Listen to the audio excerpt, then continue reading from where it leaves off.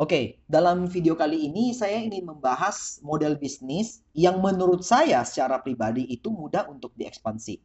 Nah, kenapa saya membuat video ini? Karena saya melihat bahwa ada banyak orang ya yang ketika dia merintis sebuah usaha, dia cenderung merasa saya kurang puas dengan bisnis saya kurang puas dengan usaha saya. Saya bertanya, kenapa nggak puas? Ada apa? Dia ngerasa bahwa, iya soalnya bisnis yang saya punya saat ini itu terbatas. Dia sudah mentok, ibaratnya seperti itu. Dan terlalu lama nih prosesnya untuk saya bisa cepat kaya, menurut mereka gitu. Nah, saya menganalisa orang-orang yang berpendapat seperti itu, terutama orang-orang yang suka membuka bisnis di berbagai industri, meskipun bisnis yang saat ini sedang dikelola itu belum bisa dikatakan bahwa bisnisnya itu secara secara operasionalnya udah autopilot atau udah benar-benar established secara manajemennya ya, secara manajemennya. Nah, kenapa banyak orang yang melakukan hal seperti itu? Karena kebanyakan orang dalam berbisnis kebanyakan fokus mengembangkan sebuah bisnis yang berpatokan atau yang bergantung pada modal. Seperti itu ya. Ketika seseorang mendirikan sebuah bisnis yang digantung atau yang bergantung sama keberadaan sebuah modal, maka pada saat itu bisnis itu akan sangat sulit untuk dilakukan yang namanya ekspansi. Karena apa? Karena gini ya, saya kasih contoh kasus deh. Misalnya ini ya, saya buka sebuah bisnis, misalnya franchise cafe misalnya ya. Ketika saya mau membuka bisnis franchise cafe itu, oke, saya butuh modal, katakanlah modal untuk lisensi franchise-nya misalnya 70 juta misalnya ya, 70 juta. Lalu supaya kafe saya ini bisa berjalan dan bisa bisa beroperasional, maka saya harus menyediakan tempat. Maka pada saat itu saya harus keluarin lagi modal untuk sewa tempat. Katakanlah misalnya sewa tempat itu misalnya 70 juta juga. Karena satu ruko ya, katakanlah. Lalu saya masih harus membiayai ongkos untuk membayar gaji pegawai dan lain-lain. Nah, apa kendala dari model bisnis yang seperti ini? Untuk model bisnis yang seperti ini, ketika ingin diekspansi, maka tidak akan bisa dilakukan yang namanya ekspansi kalau modalnya belum terkumpul, teman-teman. Kalau modal sebesar 200 atau 300 juta itu belum terkumpul lagi untuk membuka satu lokasi yang baru. Oke? Nah, oleh karena itu, di sini saya ingin membahas bahwa model bisnis yang bisa diekspansi, yang mudah diekspansi itu yang seperti apa. Saya sendiri secara pribadi tidak terlalu senang dengan model bisnis yang bergantung pada modal. Karena apa? Ketika saya kekurangan modal, maka apa yang saya akan lakukan? Saya akan datang ke bank, saya akan berhutang ke bank untuk meminta bantuan modal supaya saya bisa mempercepat ekspansi bisnis saya. Oke? Nah, pada saat itu, di satu sisi saya menambah resiko terhadap keluarga saya, di satu sisi saya juga butuh modal dari bank untuk mempercepat perputaran saya supaya saya bisa lebih cepat kaya.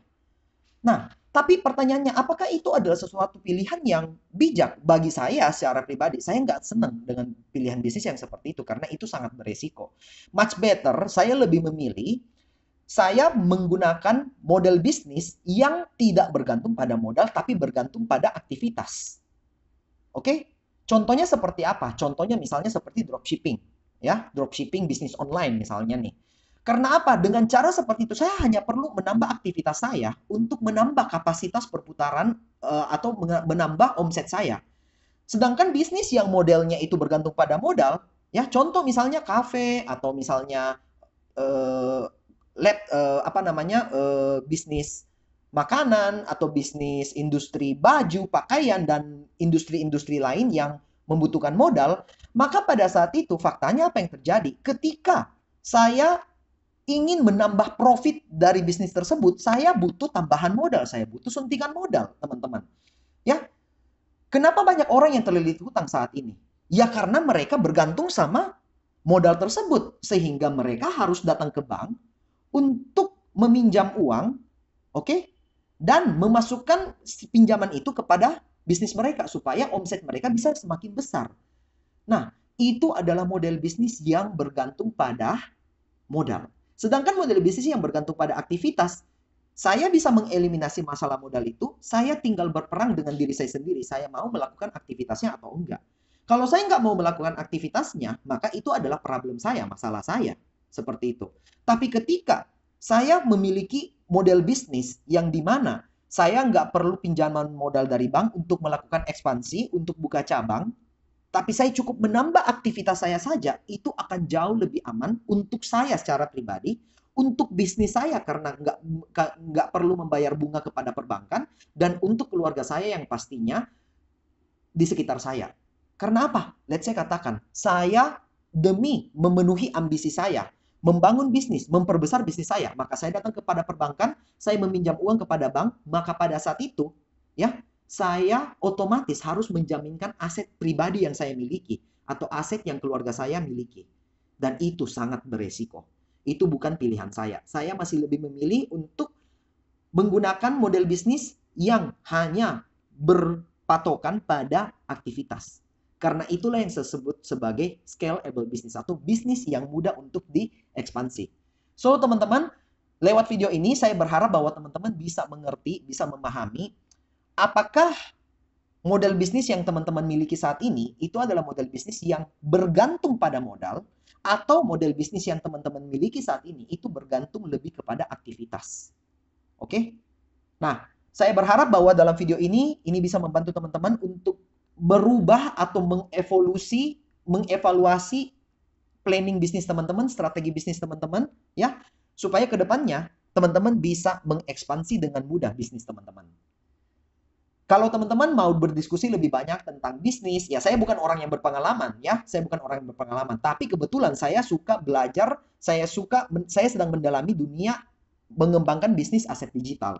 Kalau teman-teman ingin banyak berdiskusi tentang aset digital, ya kita bisa berdiskusi, kita bisa saling brainstorming, bertukar pikiran di dalam grup komunitas bisnis FSN Community, ya, karena di dalam sana kita bisa berdiskusi, saya bisa sharing apa yang sudah saya ketahui, dan teman-teman juga mungkin bisa menambahkan pengetahuan saya juga kalau teman-teman punya beberapa informasi yang saya mungkin belum ketahui, teman-teman.